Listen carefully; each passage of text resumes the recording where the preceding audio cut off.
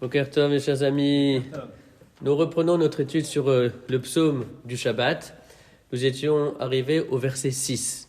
Ce verset qui constitue une exclamation du roi David, où celui-ci dit « Ma gadelu ma'asera Hashem, me'od amku marshvotecha ». « Ma gadlu ma'asera Hashem ». Littéralement, quelles ont grandi tes œuvres, ô Hashem, me'od amku marshvotecha, tes pensées se sont si approfondies. Le ma de magadlou est en facteur avec me'od amku marshvotecha, que tes pensées se sont approfondies. Alors qu'est-ce que ce verset signifie? Lorsque l'homme contemple l'œuvre de la création, il réagit en exprimant deux vécus très différents, mais en même temps deux vécus parfaitement complémentaires.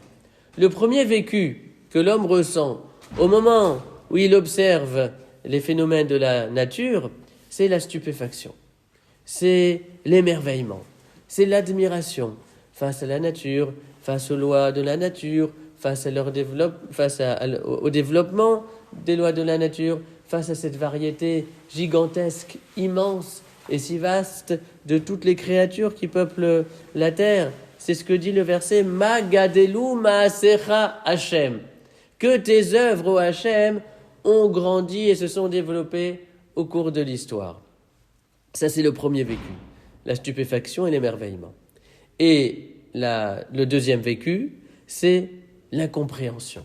L'incompréhension inhérente à l'humain qui ne comprend rien en termes de finalité. C'est-à-dire que l'homme saisit ou est en moyen de saisir le comment des choses, mais le pourquoi, ça, c'est quelque chose qui est très différent. Ça, c'est me'od amku marshvotecha, que tes pensées, ô Akadosh Baruch Hu, sont profondes.